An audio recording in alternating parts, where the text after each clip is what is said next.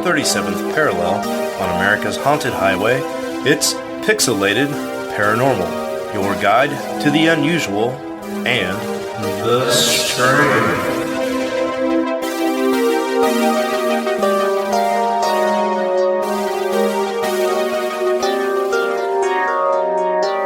What's up, everybody? Welcome back to episode 165 of Pixelated Paranormal. And we have some slightly bummer news for you guys. We're not going to do werewolves on this episode. Why is that? Oh, geez, because they suck. No. You said it. No. Yeah. We're going to postpone the werewolf episode until next week, which would be the week leading into Halloween, because we still have a few parts of that episode to finish writing and a couple parts that, I have to do some producing on. And also because it's just really the perfect topic for a Halloween episode. But we're also postponing the werewolves because tonight's topic has been sent in to us by 5 different listeners, most recently being Danny. I think he tossed this to us yesterday. So on this episode, we're going to be doing an update on a series of recent winged humanoid sightings, sightings of my own personal favorite cryptid, the Mothman. But there's a fun singularity here because a few weeks back, before these sightings, recent sightings, my wife gave me a little bit of a gift. It was a Funko Pop of the Mothman. Is that not the Fallout 76, but a legitimate, what are they called? Funko Pop Myths? Fuck. Whole separate cast, whole new cast. So did you show us that? No, the dick. I don't know. I'll post a picture. Yeah, I don't think you did because I've seen the Fallout 76 one. I think it's dope. Yeah, but I've not seen the other one. Yeah, it's really cool. I'll have to send you guys a picture of it. I'll post a pic. Oh, there it is. I'm looking it up on. I think I sent a pic to you guys in the group chat with everybody. Damn. Before it's worth about about $50. Yeah, she got a hell of a good deal on it. So it must have been right before it went up. But it's one of those you had to order online. And didn't you say, Steve, that Funko Pop is kind of getting ready to go tits up? Wasn't me to say that. I heard from some. Yeah, this is a Funko HQ exclusive limited edition. Yeah. Either way, this thing is fucking awesome. It's really cool. It goes perfectly with the little Bigfoot she got me a couple years ago. And I'm super stoked. But I hope that Funko's not going up. I like Funko. I do too. It's overwhelming. It's easy for me to not want to collect them anymore because literally like every other day there's one that comes out where I'm like, holy shit, that's awesome. But yeah. Anyway, after that, I jumped. I've moved on to NECA. Pushes his glasses. Right. This shit. But anyway, after she gave me the Mothman pop little toy figure, I jumped on Facebook and I saw a post from the Singular Fortean Society's new book, The Lake Michigan Mothman. And I thought, well, holy shit, I love Mothman. These are all, research on newer sightings up around Lake Michigan, up around Chicago, that kind of stuff. And it's written by Tobias Wayland. And so I ordered a copy of it. And it's signed by Tobias and it was actually made out to Pixelated Paranormal. It says, keep investigating the impossible, Tobias Wayland. Tight. So pretty rad. Yeah. So, all that shit's cool. But then there all of a sudden was this big push by our listeners to cover this story. And so coincidentally, it was covered in depth by none other than the SingularForteansSociety.com. So it just seems fitting. They were on that shit. Yeah, man. The singularity was strong in this one. And seeing that everything was kind of leading up to the story, that's what we're going to cover on this episode. Don't let me forget. I have something to talk about. I added talk about it now, or what's that? It has nothing to do with Mothman. Okay.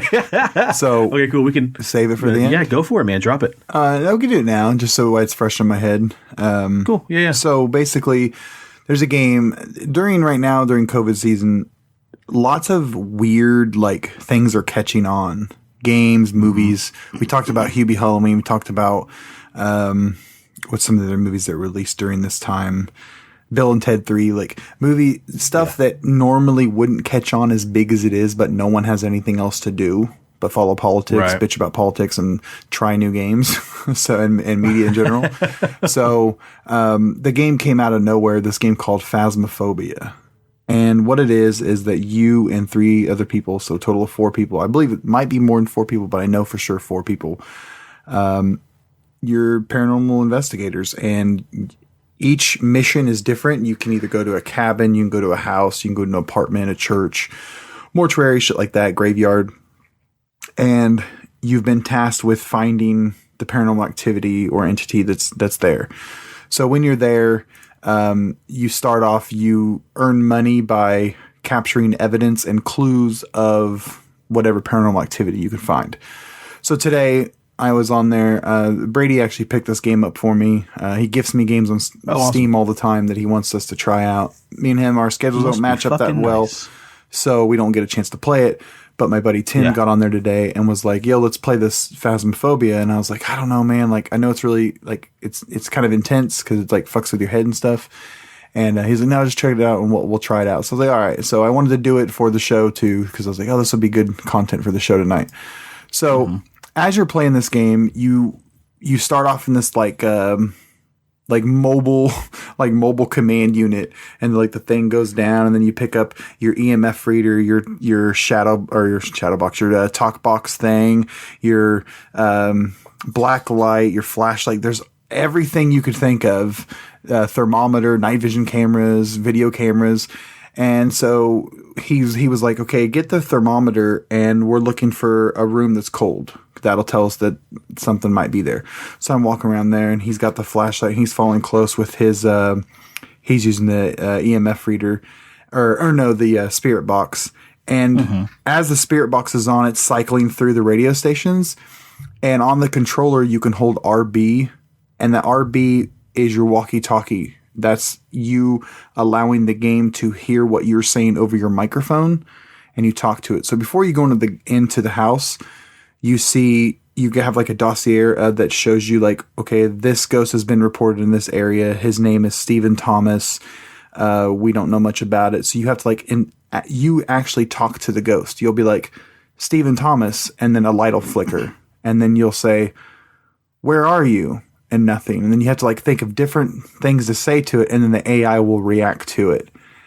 And so like I said, Stephen Thomas, I don't think you're real. Breaker box flipped.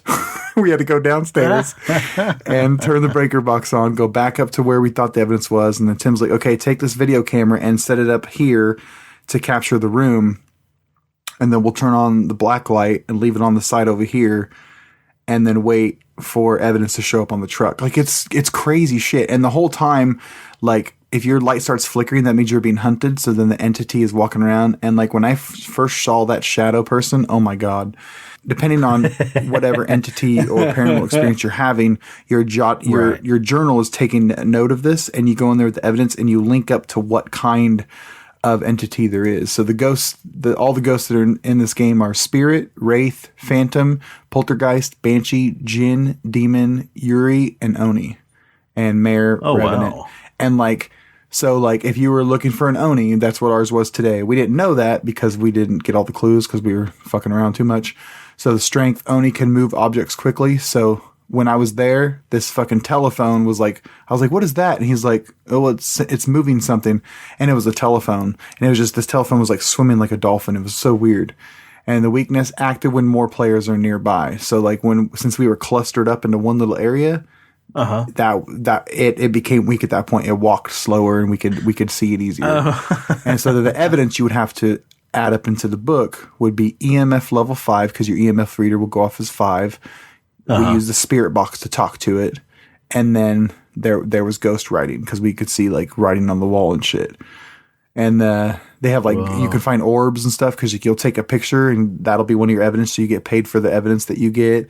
Because the whole point is to like document paranormal activity, and then off of that, depending on all the crazy evidence you get more money. It's an incredible game. I mean, it is definitely one of the most intense games I've ever played, because it really, like, just the interaction with you and the AI is so creepy when you're talking in your headset. And it's in early access right now. It's on PC only right now, but you can clearly tell that with the success this has had, I mean, this game like blew up massively. Released at a really good time of the year. For Halloween season and for COVID season. So like it's pretty crazy. So it'll definitely come to consoles, but if you have a PC and you're willing to, play an early access game where it's in development, it's a lot of potential if you're into that spooky shit. Preston, dude, you will. This game comes out, dude. It will blow your like. You have to play this game, dude. Bust a nut. Is that what you're saying? Yeah, dude. It is your shit 100%. The whole time I was playing some Tim, I was my boner can't grow any larger. Is what you're telling me? Yeah, I was playing earlier. I was like, he's like, I just started laughing and giggling. He's like, what? And I was like, you don't know, man. Preston's gonna fucking fiend this shit. I was like, I know he will. But yeah, it's really good. Preston's going to play that and then make notes. Yeah. Actually, when you use an EMF detector. Yeah. So, like, people have been finding out the AI and the algorithm. So, like, keywords you can say in the microphone to the entity. And, like, scared is one of the triggers. So, if you say scared, the ghost responds to that.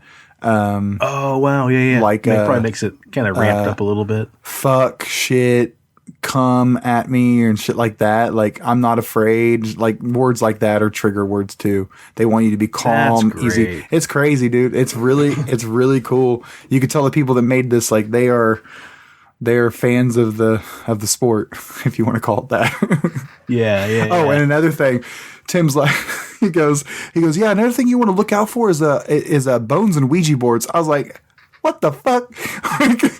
And then I go, what's that for? He's like, well, the bones are just like an in-game currency. Like, you get that and you get extra cash for it. And the Ouija boards, if you find a Ouija board, it's easier to talk to the spirit. And I'm like, no, I'm good. It's really cool. Awesome. But anyway, that's what I wanted to talk about. The game is really tight. Check it out.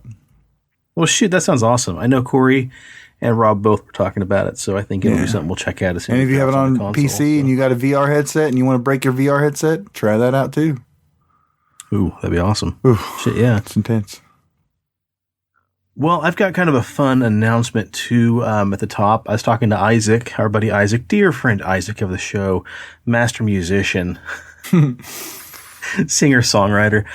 He has invited us out, once things kind of settle down a little bit, to do kind of like a photo shoot at his house. He's got some new gear he's trying to, get more familiar with, and he's learning a lot of new techniques. So, dude, that'd be sick. Yeah, I figure we'll go out there and, we've never done the It costume. Bring your Pennywise costume. We've never done like legit, glamour shots for the show. Nice. So we can come out there. I told him I desperately want a picture of Preston sitting in front of his mic, vaping to where the cloud just pretty much encompasses. All you can barely see is like a hazy mic and then barely the outline popping down the bottom of it. Yeah, just Preston lost behind this vape cloud would be fucking awesome. Steve, your mic's a little hot if you want to back up just a hair.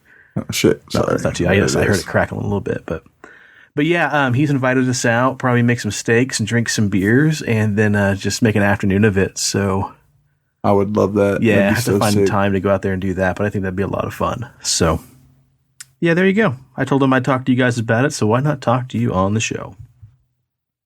Hell yeah. Well, let's just get into it because I don't know how long this is going to take. It's some pretty interesting stuff, but what's really cool is this is unintentional, but we almost timed this perfectly. Almost. 99 episodes ago, plus 2 specials that are outside the normal numerical episodes, so roughly 101 episodes ago, we did the first Cryptid Encounter on episode 66, and that was about dear old Mothman. So just another fun little coincidence that roughly 100 episodes ago, we first talked about Mothman, and now we're doing a dive back into modern day sightings. Honestly, I think I might have told you this. I can't remember, but like that was my favorite episode we've ever done. Oh, really? Yeah, just because I had that visual aid with it, that awesome documentary. And like, I love that documentary because the animated art, I guess you would call it, was so fucking good. Mm-hmm. And that was the episode that a real life moth was flying across my house as we were recording the episode. That's the documentary from Small Town Monsters, I believe. I believe so, yeah. Doc. They had an issue, I think, a while back with Amazon Prime, so now I think you can't stream their stuff anymore. They may have got it rectified, but I know for a while they're having a hard time not getting to do any kind of free Prime streaming on there. So I think that shit would do good on Shudder. yeah, look them up, everybody. Small Town Monsters. They do a lot of really badass documentaries. I want to say they have a follow-up too. I mean, these Chicago Mothman and Lake Michigan Mothman sightings have been a pretty popular topic over the last 2 or 3 years. They're loving it because they're like, hell yeah, another documentary. I know, yeah. No, they've got like 2 or 3 they're working on right now, getting ready to release. So that's really freaking awesome. Sweet. Well, the main story for tonight, like I said, it was turned into us by about 5 different listeners, and the most recent was our buddy Danny. So the story broke on October 19th, and I'm getting the initial story information from an article written by Timothy Rawls off of the Singular Fortean Society's website. So the story starts off. Manuel Navarrete, I'm sure I butchered that last name, but we're just going to call him Manuel, of UFO Clearinghouse recently received the following report from a woman who said she'd seen a 7-foot-tall, red-eyed creature after leaving work at the United States Postal Service sorting facility in Chicago's O'Hare International Airport. This happened around 11 p.m. on Thursday, September 24th. And this is the woman's actual account. I just left work at the USPS sorting facility at O'Hare Airport at 11 p.m. on Thursday the 24th of September and was walking out to my car when I saw something standing at the far end of the parking lot where I usually park. At first I thought it was a very tall person with a long coat. As I got closer to my car, I unlocked my car, which caused my headlights to come on. My headlights hit the person standing about 20 to 25 feet from my car, causing it to turn and look right at me. I saw that this was not the same person, but some red-eyed creature, and what appeared to be a coat where actual wings, when it spread, it looked, well, it turned to me. At first I thought it was some kind of very, very large bird, but I've never seen any bird that stood almost 7 feet tall before. I'm 5'4", and this thing looked taller than me by at least 2 feet. This thing then started making some type of chirping sound, almost a half chirp and half click, like someone was clicking their tongue, but not much faster. It then made such a screeching sound and took off running toward me. It got to within 10 feet of me and it took off into the air and flew above me.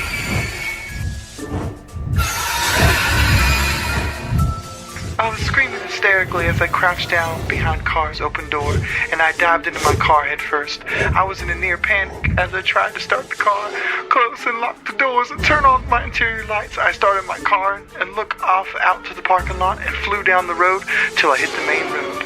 I got home and told my husband, who also works the same facility, and he was the one who told me about the sightings of this thing. And hope I never see this thing again. This thing is roaming around the area, scaring people half to death. I hope the airport people decide to do something about this thing someday. So Manuel was able to meet with the witness to discuss her sighting, although at first she was a little reluctant to discuss the issue after the initial report. According to Manuel, he says the witness is a 17-year veteran with the USPS, and she's worked at the O'Hare sorting facility for the last 15 years. She advised that on the night in question, she was walking toward her car after her shift had ended and was checking her text messages on her phone as she made the familiar walk to her vehicle. I asked her if there were other people around, to which she answered no. Most of the people, the other employees, leave right after shift change, and she normally sticks around to take care of the transition. As the witness walked to the car, she noticed what looked like a very tall man at the very far end of the parking lot that she reasonably thought was one of her fellow coworkers. As she walked toward the car, she deactivated the car alarm, which automatically turned on the car's headlights. The headlights illuminated the person at the other end of the parking lot, and it turned towards her, revealing a pair of bright red eyes, and it spread what looked like giant wings. When I asked her how big the wings were, she couldn't give me a definitive answer, but guesstimated that they were at least 10 to 12 feet across. The being then began making a series of clicking noises, which she described as a cross between a click and a chirping sound. The being then let out a metallic screech that she described to me as sounding like the brakes in a large truck or a train. Then she described how the creature began to run towards her in these very long strides, at which it then took off up into the air. When he asked her to describe the being and how it looked or flew, she said she didn't look up as she was too busy flinging the car door open and diving into the car while screaming. The witness stated she started her car, turned the interior lights on while trying to keep her wits about her. When I asked her if she saw which way the creature flew, she advised that she didn't care where it flew off to and that she was not going to stick around to find out. The witness advised that she left the area in a hurry and didn't slow down until she left the area and had made it back onto the main road into traffic. Now, the sound described by the witness is similar to the reported sounds by other witnesses in Rockford, near Hedgewish Park, and on the southern end of Northerly Island in Chicago, and in other encounters near O'Hare. The witness in those incidents said they heard a sound like screeching brakes either during or prior to their sightings. The O'Hare International Airport itself has been the epicenter of recent winged humanoid sightings in the Lake Michigan Mothman investigation, with at least 10 sightings coming from the airport itself since August of 2019, and many more reported in the surrounding communities. Now, what's interesting here is that the report constitutes the latest incident in a string of Mothman sightings from within a few 100-mile radius surrounding Lake Michigan, including every state bordering the Great Lake. These recent sightings began in the spring of 2017, but more historical accounts are being reported as more people become aware of this phenomenon. Sightings generally take place in the evening or at night, often in or near a park or a natural park area, and around water. Witnesses consistently describe a large gray or black, bat or bird-like creature, although in a small number of cases the creature was described as insect-like, sometimes with glowing or reflective red, yellow, green, or orange eyes, and humanoid features such as arms and legs are often reported. Some witnesses have reported feeling intense fear and an aura of evil emanating from the creature that they've encountered. Many of the sightings are also of something seen only briefly, or as described only as a flying creature with few physical details. This leaves open the possibility that some of these cryptid sightings could simply be a misidentified large bird, such as a heron or a crane, although certainly not all the encounters could be misidentified, right? A number of associated high strangeness incidents have also occurred near or during these creature sightings, including reports of UFOs, other mysterious flying creatures, and bizarre humanoids. Also, parapsychological phenomenon and bizarre events experienced by those investigating the sightings. Now, similar to this last case, 7 months earlier, there was another reported sighting of a large winged creature at the O'Hare Airport. Just like in the story that we just covered, back in March, Manuel was contacted by a man who said he saw what appeared to be a very tall, solid black human-like creature with red glowing eyes while he was working as a security guard back in February at Chicago's O'Hare International Airport. This is his account. I wanted to tell you about something I saw on February 21st at O'Hare International Airport. I work for a security company, and as a security guard, I was on duty at O'Hare International Airport and was assigned to do routine escorts for trucks that were coming in and out of the airport. Now, many of these trucks are there to deliver cargo going outbound on planes and are required to have an escort to and from the drop-offs. I was doing one such escort on that night at about 10 p.m. And I had escorted the truck to the unloading facility at the post office, and I was waiting for the truck to be unloaded. I stepped out of my vehicle to have a cigarette, and I saw something move out of the corner of my eyes near the fence, and I decided to go see if it was someone trying to climb the fence. Motherfuckers. Anyways, we had a few incidents in the last few weeks of people coming onto the airport grounds either to sit and watch the airplanes come and go, but we also have had a few incidents of investigators coming onto the airport grounds in response to multiple reports of the Mothman. We have been told to report these individuals and escort them off the grounds if we ever run into them during our shifts. I assumed it was going to be the same thing as before. We roll up to them, tell them that they were trespassing, and then escort them off the property. We've all had our share of these sorts of calls and knew from the firm, to be firm but professional with them. I rode up to the fence, and it wasn't a human I saw. It looked very tall, but it was solid black with glowing red eyes, and it had a pair of wings that were outstretched that must have measured at least 10 feet from tip to tip. Fuck.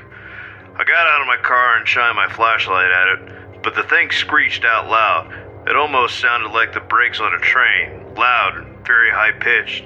It then turned its back to me and flew straight up into the night sky and took off like a bullet. I could see it as it took off, its wings flapping until it faded into the night. I heard that screech again, and before I knew it, it was gone, and I couldn't see it anymore. I drove back to where the truck was, and I told the people there at the dock, and they said that the people have seen it at least a few times. I waited until the truck was ready, escorted it back, and reported my sightings to my superior, who told me that it was probably just a large owl. He did tell me, though, to be careful in the future when I'm out at night, which I thought was odd. Damn it, I know what I saw, and it was not an owl, and whatever it was, it scared the living piss out of me, man. I'm asking that you please do not mention my employment. I need to keep my job in order to take care of my family, and I don't want people saying anything about me from this sighting. I need to make my money, and I also do not want to be made fun of by people here at work. The witness was very hesitant to talk to him until he assured him his identity would be protected and his employer would be redacted from the final report. The witness said he saw something, and when he came up to the fence line, he exited the car and used his flashlight to shine a beam of light at the entity. The investigator explained, "When asked what we saw, he said the skin of the creature looked like that of a giant bat, and it was solid black, and the wings were at least 10 feet in width. He said the creature turned its back on him, shot up in the air, and was gone within a few seconds." When asked if he got a look at the face of the creature, the witness said he did not, that the initial encounter didn't last more than a few seconds, and that he was frozen in fear at the sight of the creature. When asked to please explain what he saw in more detail, the witness said he couldn't give any more of a description aside from what he initially gave. When asked to please explain what he saw in more detail, the witness said he couldn't give any more of a description aside from what he initially gave. When asked about his interaction with the people at the dock, he said that he never went any further than what he initially talked to them about, and they said that the creature had been seen before by various people. He said that he went back to his car and waited inside with the doors locked until the truck was ready to be escorted back to the gates. A strong emotional reaction involving fear has become a hallmark of the Mothman sightings reported around Lake Michigan. The witness refused to talk about his conversation with his supervisor and then proceeded to cut the interview short. No other information was obtained by the witness. Manuel said, "It's my opinion that this sighting did profoundly affect the witness to the point that he refused to talk to me any further. I have to list this investigation as inconclusive, pending any further information from the witness." Now, something that's worth mentioning here is that the security guard specifically mentioned that they have had a, quote, few incidents of investigators coming out to the airport grounds in response to multiple reports of the Mothman. Government. The singular Fortean Society urges all amateur investigators not to violate the law while entering for their curiosity. Yeah, don't try to go up on an airport. We don't Especially need to right now. raid Area 51. Yeah, no shit.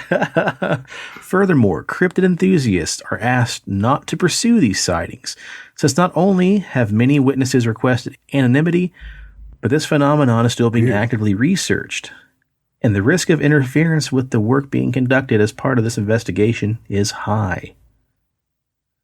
Now, back on October 6th, another reported sighting had happened.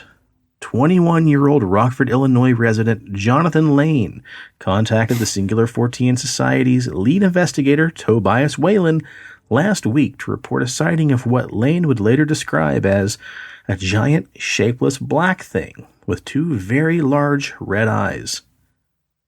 Now, according to Lane, the sightings took place around 10:20 or 10:30 p.m. in an August night back in 2016, sometime before school had started that year. What? I thought this just happened. Well, I think what that means is on October 6th, Tobias was sent this actual sighting. The sighting itself happened back in 2016. Okay, so somebody was like, holy shit, maybe that's what I saw. Yeah, exactly. Okay, yeah, okay, as that makes these sense. things often happen, you know, you Yeah. read about it or hear about it and think, well, holy shit, maybe that's what I saw, you know. So that's how so many everything years works ago. when it comes to murder, abuse, anything like that, man. Right. You know what I'm saying? Like, oh shit. Oh, yeah. Now it makes sense. Exactly. That's why that creep always ordered the number 6. Jesus. Oh. You're making me think about like people who I've talked to that have had creeps come through their lives. Yeah, like, oh my God, to a did you ever have that guy? Yeah. God, I was talking to a girl that worked at a Walmart and she was a cashier, and she said every single day for like a month and a half, this old guy came through her line. He just bought a bouquet of flowers. It went through. He paid for it, took the receipt, and then handed the flowers to the cashier. Every single day for a month and a half. And then after he handed the flowers to her, he'd turn around and walk and sit down in the subway where he had just a beeline shot straight from where he sat to watch her for the rest of her shift. Ugh. And then normally right before she'd get off, he'd get up, throw his trash away, and walk out of the store before she had a chance to leave. So then she worried that maybe he's waiting in the parking lot for her. To watch where she's going. Mm-hmm. What the fuck? Yeah, speaking of creeps. Yeah. See an episode Well, about that guy. Right, no kidding, huh? Oh, jeez. Well, back to winged creeps.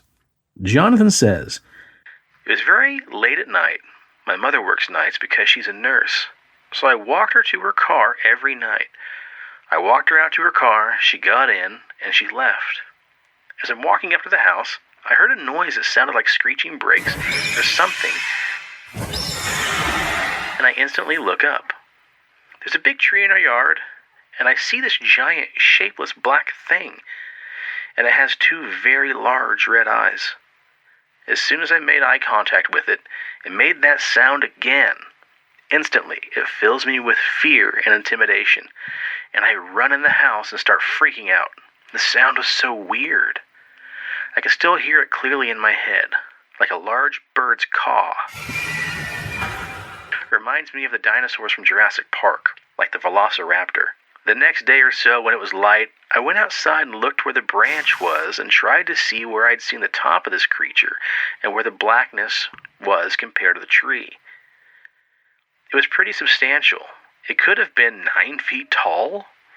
It was a large space. The wingspan just faded into the darkness around it. It was shapeless, but where the eyes were, I did see a little notch above its head where I could see sky. What really bothered me was the red eyes and how far apart they were. It just showed how large it was. God, that'd be terrifying. Now, like many witnesses, Lane was met with ridicule when he initially shared his story and kept it quiet then for years afterward. At least until he saw the Small Town Monsters documentary, Terrors in the Sky. He said, "My father was there and I told him about it, and he started laughing and making fun of me. So since then, I've just kept my experience very private. Although I told my sister about it once, I've just never really forgotten about it. I never knew what it was. Then I saw the documentary Terror in the Skies, and it just was mind-blowing to see you guys talk about stuff like that. I just wanted to reach out somehow." Approximately a year after his sighting of the red-eyed entity, Lane said he also saw a UFO flying in the same area. I was driving home with a friend of mine from work, and we were almost to my house. We were in the same area as the winged entity sighting. There were a lot of trees, and there's only a little section of the sky that's open right by my house, and that's where the big tree where the incident happened. It was the same part of the sky. I'm not claiming it was anything specific, per se, but I saw a prominent UFO, very large, very prominent. I had my friend stop the car, and we got out. I just don't know what it was. It was clear enough that I could see the panels like windows. It was very scary. My friend, she's a bit younger than me, she got very scared, so we had to leave. I got scared. Whatever that was, it was not normal. I was shaped like a pear. It had probably 100 windows all over it. It was lit up.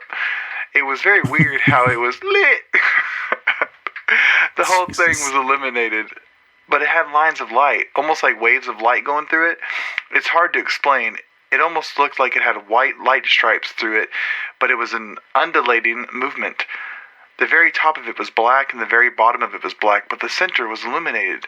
I could see what it was being lit up, but it was like miniature squares making up the whole object. Whatever he saw, Lane's sightings have definitely had an effect on him. Both of those things very much bothered me. We have a huge picture window in our living room, and it's a huge pet peeve of mine to make sure those curtains are closed, overlapping so nothing shows at night. I had a room in the corner of the house nearby that tree, and eventually I had to move rooms. He added that despite his fear of doing so, it felt refreshing to express his experience to somebody, and that his main motivation for sharing with them was to add credibility and to make it easier for other people to come forward. So as this episode is kind of a, last minute decision, we're going to kind of stop with the stories there, but I wanted to go over this current timeline that the Singular 14 Society has put together. This is just kind of an excerpt of all the sightings that people have seen of this humanoid flying creature by Lake Michigan. Things started off early winter in 1957. A young man encounters a winged creature with the body of a large man while out hunting in Braidwood, Illinois.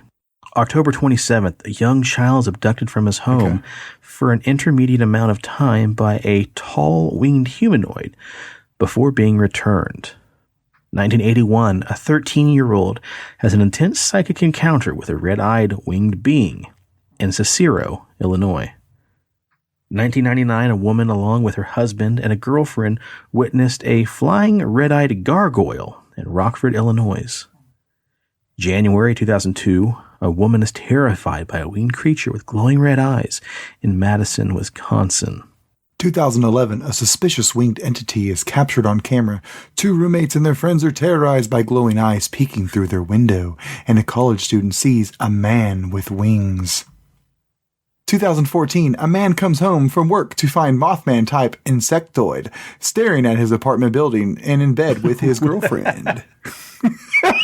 I wish he walked up and the Mothman's just staring there and he goes, yeah, All you hear in the background is like, gross. Ew. August of 2015, a man driving in Gary, Indiana, sees a dark, grayish, prehistoric bird with smooth, leathery skin. And then again, in early summer 2016, a woman sees a prehistoric bird after dropping her kids off at school in, of all places, Gary, Indiana. August 2016, Jonathan Lane sees a giant, shapeless black thing with 2 very large red eyes in Rockford, Illinois.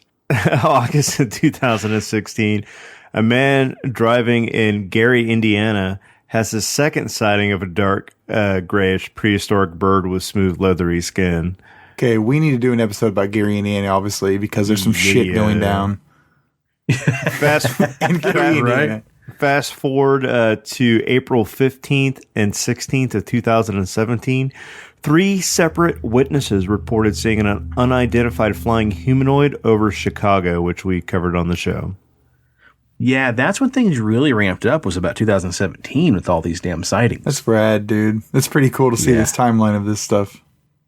In April 2017, a man fishing with his son on the banks of the Little Colmet in Chicago sees a weird winged creature after hearing an eerie, unexplained sound. Then if we fast forward, because 2017 is a freaking hot day. Yeah, dude. Like 10 or 20 of these things, shit. Man. Like that was the year of the Mothman. August 4th, 2017. A Mothman. A Mothman and her husband see a man. A woman and her husband photograph a giant bat in Melrose Park. On the same day, a witness walking with their children sees a similar creature in River Forest. August 6, 2017, 2 concert goers see a bat-like flying humanoid with glowing red eyes in Grant Park following the Chicago Lollapalooza. Go a little bit further in September, on my birthday, September 26, 2017, a nightclub performer, that's right, not a stripper, but a nightclub performer, sees a man bat crouched on top of a light pole, a different kind of pole, in Chicago's West Lakeview. That same night, a woman and her son see a monster bat in their backyard before it flies off. See, that's just so fucking cool to me. Not only is it Mothman, but also just the idea of a giant man bat. Yeah. Instantly, I think about the Batman cartoon with man bat. Okay, so I was going to make this segue earlier, but now that you just did that, I can do it and not sound like a fucking idiot. In the Batman game, Arkham City, there's a Batman bat. And like your first encounter with, do you know what I'm talking about? Oh, yeah. So, like, your first encounter with that, like, you're flying through Arkham City and you're Batman, doing this shit. You use the grappling hook, whatever. Yeah. And when you go to, like, a ledge to pop up there, it has a chance of spawning the man bat, and it, like, pops out at you real quick. Oh, my God, dude. That scared the shit out of me the first time. Yeah, me too. I think I threw my controller up in the air. Because I didn't know that Man Bat was in there. Yeah. It doesn't. Like it doesn't. It's one of the side villains that aren't really a big deal, but like just in there roaming around. It's just so cool. But they have that thing always reminded me of something similar to Mothman. Well, on March 6, 2019, we're skipping a couple years ahead here. A woman is awoken in the early morning hours by a sinister and monster-like growling outside her home in Woodstock, Illinois. Summer 2019, a man sees a large, dark, man-sized bat bird thing flying behind his home in Franklin Park, Illinois. If that's not the most honest description, it's just a large, man-sized bat bird thing. Thanks for your brutal honesty. And then we get here to February 26th. February 26, 2020. A woman sees a big black bird man in the backyard of her apartment building in West Englewood, Chicago. Her son later photographs a set of prints that they believe belong to the creature. That was my other thing. We're discussing all this shit, all this stuff popping up. I mean, we're reading all this stuff from, you're like, it really pops up in 2017. Like, I mean, phones are pretty prevalent then too, man. And like, here we are in 2020, like, and if this stuff's happening in O'Hare, like, where the fuck's the video, man? Like, it is that weird dynamic of like everybody's on their phone constantly. Oh man, that burp came up. That must have been the weird growl noise of somebody. But like when you're like at work at O'Hare, like you're not thinking to have your phone out, Yeah. He's driving the motorcade stuff. Like he's not gonna have his phone on, like, texting and shit. So like, I would hope not. But and then especially like he was going over towards what he thought was more crew. And it turned out to be this beast, He didn't know to have his phone out, but with it being like a bird type creature, owl type creature, they do take off fast. So and you're at the dark time, you got less shutter speed. You're not going to be able to get things as easy, but still, it's like, man, give me something. I just need a taste. Did you hear that? That was my dog. I guess we should take a road trip to O'Hare, Steve.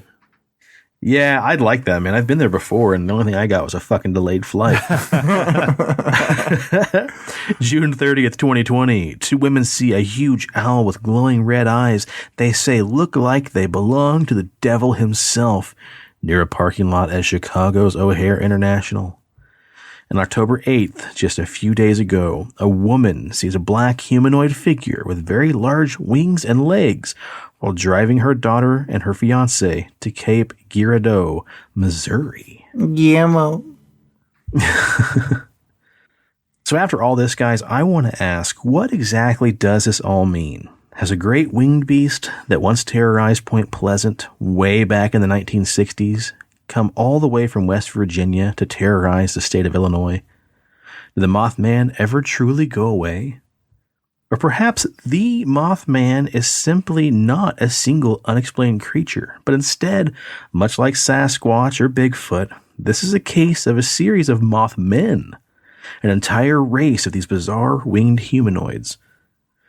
I personally hope that we're getting closer to the answer, but we might not ever know.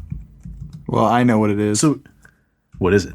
Could be a crackhead that got hold to the wrong stuff. Okay. So that website, let me give you guys that website again here. Where was it? That website again is singularfortean.com for the Singular Fortean Society. Jump on there and check it out, guys. Lots of cool books. Like I said, I just picked up the copy of Tobias Whalen's book, The Lake Michigan Mothman. It's not very girthy. It's not too intimidating. I think it's around 200 pages. I am going to dive in this thing as quick as I can. Oh, it's a wife and husband, huh? Girthy and intimidating aren't two words that you should put together. I mean, who am I to judge, Preston? It's not very girthy and it's not intimidating. I mean, I'd say you're girthy and you're not intimidating. Oh! I'll Boom. cut that out. I think after I read that, I'll go back and then read Mothman Prophecy by Keel to kind of do it backwards. Sweet. Yeah. Cool. All right. You guys got anything else or should we cut it there? Yeah, let's cut it, man. Sweet. Cut it and put it in the can. Cool. All right. Well, thank you guys for listening. Be sure to tune in next week. I promise we'll do that because here's the real reason why I wanted to do it next week. Werewolves have a lot to do with a full moon, right? Yeah. Is it a full moon next week? Yeah. This Halloween You slick is a little full bastard. moon. And it's also, I believe, daylight savings. So it gives you 1 extra hour to enjoy the episode. But we'll drop it usually on Thursday or Friday for you guys. So cool. All right, Steve, what do you got to plug, man? Check out our Pixel Paranormal Instagram, PXL Paranormal. Check out the Facebook, Pixelated Paranormal Podcast. Do the likes, do the shares, do all that good stuff. And that's it for me. Be good to each other. Check out the rest of the shows on the Pixelated Sausage Network. Check out 13 Nightmares. We're going to have part 2 of the zombie episode. Should be dropping this Saturday, a.k.a. tomorrow, if you're listening to this on Friday. Check out Attack the Backlog. Check out Mark Solo's show, Pixelated Sausage. Check out An Amazingly Baka. I want to give a big shout out to Mark. I don't even think he listens, but he did me a solid and sent me a PS4 to play Spider-Man. What a good dude. I'm uber excited. Yeah, for sure. I've thanked him several times. But yeah, he shipped me a PS4 to play the Spider-Man game on PS4, and I'm super excited because that shit is my jam. Speaking of jam, Preston, what do you got for us? And as always, if you need a beard, if you want a beard, if you want to grow the best goddamn beard that you can possibly grow and have it smell lush, check out BigDopsBeardBomb.com and use promo code PXLPARA for 20% off your order and pick you up some scents like Dundee Cedar Bay Rum, Sweet Tobacco, Fresh Mint, and Classic. And then if you're looking at yourself in the mirror and then are like, good God, I need a haircut, and you live in the Wichita area, do yourself another solid and go to www.cutsbycolin.com and book yourself an appointment with our main man, Colin, today and ask for the razzle dazzle and tell him that the boys from Pixelated Paranormal sent you. Hell yeah. And then please, if you're in the Wichita area, check out our friends down at Harry and Rock at Fast Print. And also stop on down to Pawnee and Seneca and visit Leslie and the gang at CD Trade Post. Tell them Pixelated Paranormal sent you. They might have a few of those stickers left. I believe they're handing out some Pixelated Paranormal stickers with purchases. So go down there and get you one of them babies. All right. Otherwise, join us next time, guys, for our Werewolf Halloween special. And until then, cheers to the weird shit in the world, and to those of us that love to talk about it. And stay spooky and stay on the Paranormal Highway. And watch out for the Mothman. The cast at Pixelated Paranormal would like to thank you for listening to this week's episode. Pixelated Paranormal is here to tell you tales of the fantastical, the strange, the unknown. Tales that will move you a little further down the paranormal highway. If you'd like to share your own listener story, we would love to hear it. Email us at pixelatedparanormal@gmail.com. Again, that's pixelatedparanormal@gmail.com. We'd really love to hear from you. Again, thanks for listening to this week's episode of Pixelated Paranormal, your guide to the unusual and the strange.